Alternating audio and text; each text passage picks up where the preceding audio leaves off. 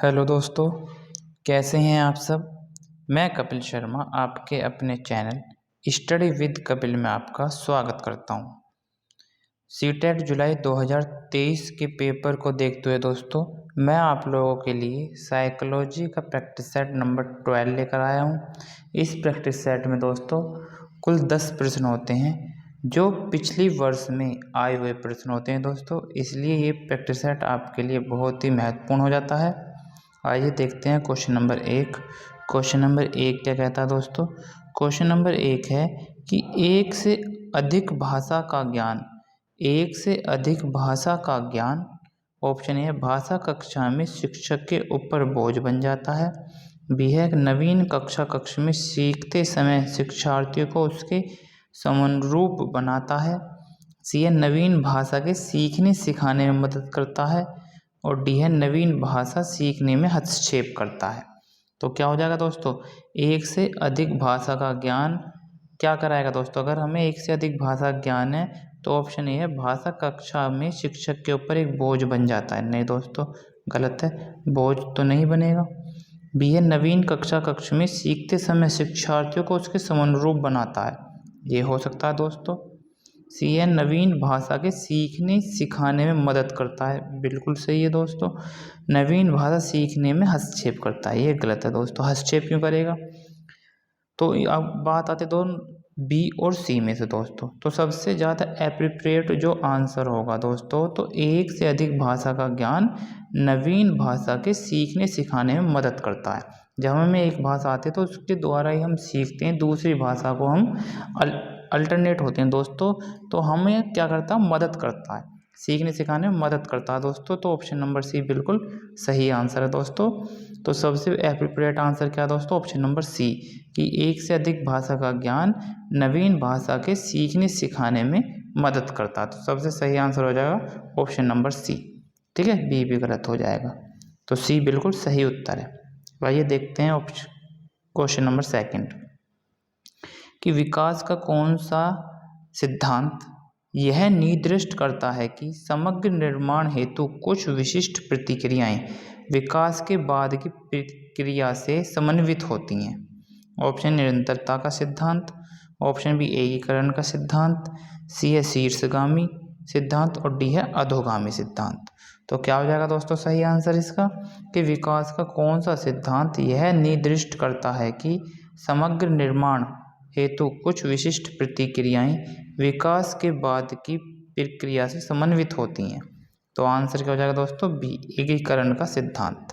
क्या हो जाएगा दोस्तों, एकीकरण का सिद्धांत बताता है दोस्तों यह कि समग्र निर्माण हेतु कुछ विशिष्ट प्रतिक्रियाएं विकास के बाद की प्रक्रिया से समन्वित होती हैं। ठीक है दोस्तों, तो आपको डायरेक्ट याद रखना है कौन सा सिद्धांत हो जाएगा, एकीकरण का सिद्धांत। ठीक है, आगे चलते हैं दोस्तों क्वेश्चन नंबर 3। क्वेश्चन नंबर 3 देखते हैं दोस्तों। इम्पोर्टेंट प्रश्न है, सारे ही इम्पोर्टेंट है क्योंकि गत वर्ष परीक्षाओं में आए हुए प्रश्न है दोस्तों। आइए देखते हैं क्वेश्चन नंबर 3।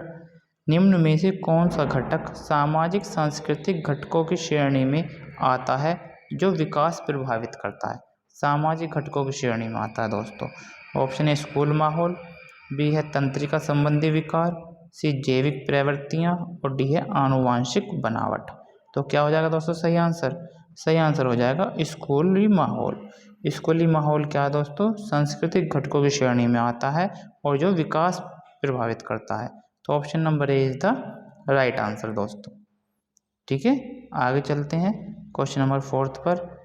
जीन पियाजे दोस्तों, जीन पियाजे से 100% एक क्वेश्चन आएगा दोस्तों। 1, 2 से 3 क्वेश्चन आने हैं, तो आप अच्छे से याद करेंगे। जीन पियाजे के संज्ञानात्मक विकास के सिद्धांत के अनुसार एक अध्यापिका 7 से 11 वर्ष की अवस्था वाले विद्यार्थियों को स्वतंत्र रूप से कार्य करने के लिए ऐसा कार्य करती है जिसमें की आवश्यकता होती है। आवश्यकता किसकी होती है दोस्तों, ए है प्रतिवर्ती चिंतन, बी निष्क्रिय अनुसरण, सी वस्तु स्थायित्व और डी है परिकल्पनात्मक निगमात्मक तार्किकता। तो 7 से 11 वर्ष की अवस्था के बारे में हमें ध्यान रखना दोस्तों। तो कौन सा क्या करेंगे बच्चे दोस्तों, ए प्रतिवर्ती चिंतन। प्रतिवर्ती चिंतन का मतलब है दोस्तों प्रतिवर्ती। अगर हम उनसे कुछ क्वेश्चन कहेंगे तो वो हमसे एक नए क्वेश्चन उल्टा जरूर पूछेंगे दोस्तों। चिंतन करते हैं, उसके बारे में सोच विचार करते हैं। ठीक है। तो पलटवार करते हैं दोस्तों। अगर हमने ऐसे कहा है कि हमें ये काम नहीं करना तो क्यों नहीं करना, कैसे नहीं करना, तो वे क्या करते हैं दोस्तों, परिवर्तित चिंतन करते हैं। ठीक है, सही आंसर क्या हो जाएगा, ऑप्शन नंबर ए बिल्कुल सही आंसर हो जाएगा दोस्तों।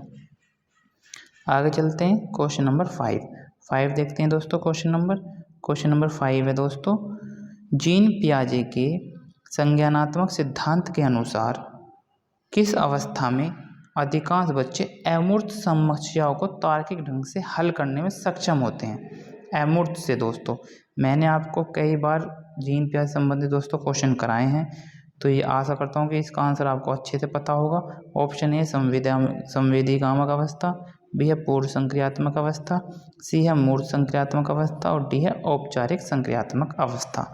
तो क्या हो जाएगा दोस्तों, अमूर्त समस्याओं को कब हल करते हैं दोस्तों, औपचारिक संक्रियात्मक अवस्था। डी आंसर बिल्कुल सही आंसर है दोस्तों। औपचारिक में वे अमूर्त समस्याओं को तार्किक ढंग से हल करने में सक्षम हो जाते हैं।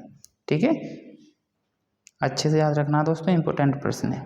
आगे देखते हैं क्वेश्चन नंबर 6 कि हार्वर्ड गार्डनर के सिद्धांत के अनुसार जो विद्यार्थी दूसरों की भावनाओं, मनोदशा और इरादों को अच्छी तरह से समझ पाते हैं उनमें किस प्रकार की बुद्धि का उच्च स्तर होता है।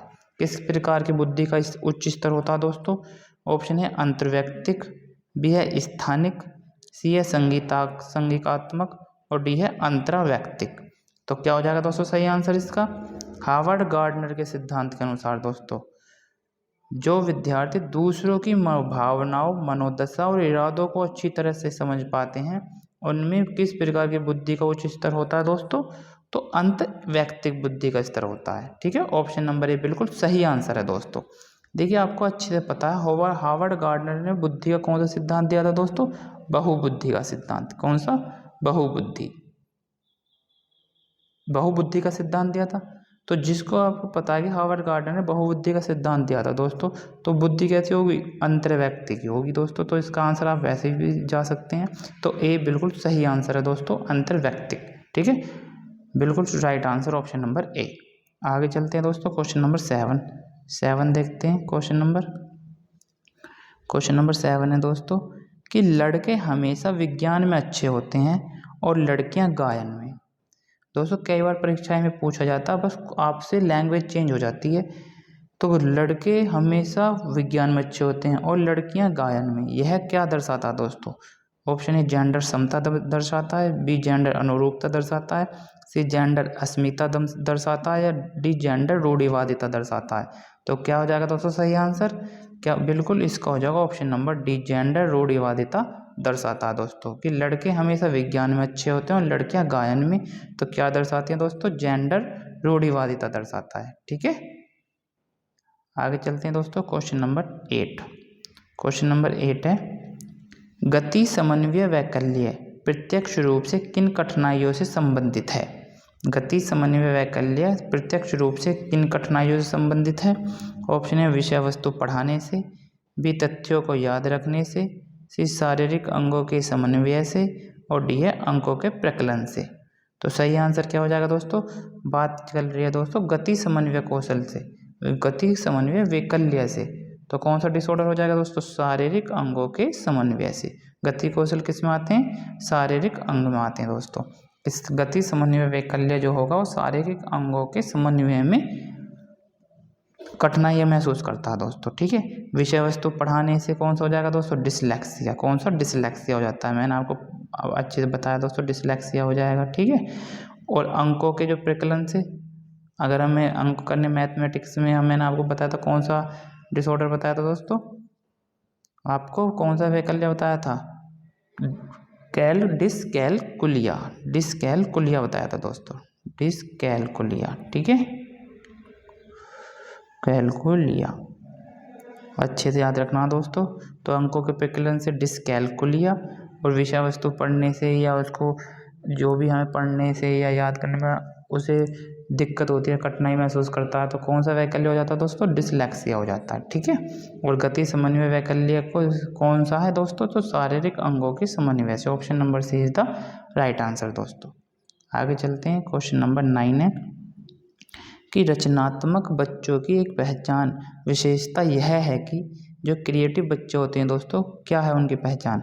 वे मानदंडों के अनुरूप ही कार्य करते हैं। गलत दोस्तों, मानदंडों के अनुरूप ही गलत है दोस्तों। करते हैं पर ही ये नहीं है कि इसके अनुरूप ही करते हैं, अलग से भी करते हैं दोस्तों, तो गलत हो जाएगा। वे दूसरों की नकल करना पसंद करते हैं। नहीं दोस्तों, गलत है। वे स्वतंत्र रूप से सोचते हैं। बिल्कुल। उनकी ध्यान अवधि कम होती है। गलत है दोस्तों, ध्यान अवधि कम नहीं अधिक होती है उनकी।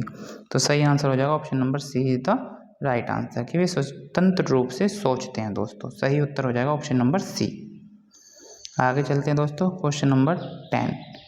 क्वेश्चन नंबर 10 देखते हैं दोस्तों, और ये हमारी वीडियो का आज का अंतिम प्रश्न है दोस्तों। आइए देखते हैं क्वेश्चन नंबर 10 के लिए सीखना बाह्य अभिप्रेरणा का उदाहरण है। बाह्य अभिप्रेरणा कौन सा दोस्तों? तो मैंने आप लोगों को बताया था दोस्तों कि आंतरिक होता है और एक एक्सटर्नल होता है बाह्य। तो इसमें बाह्य अभिप्रेरणा पूछ रहा है। देखिए, जानने की उत्सुकता की पूर्ति। जानना हम कहाँ से करते हैं दोस्तों? अंदर से ही तो होती है हमारी जानने की उत्सुकता, तो ये इंटरनल है दोस्तों।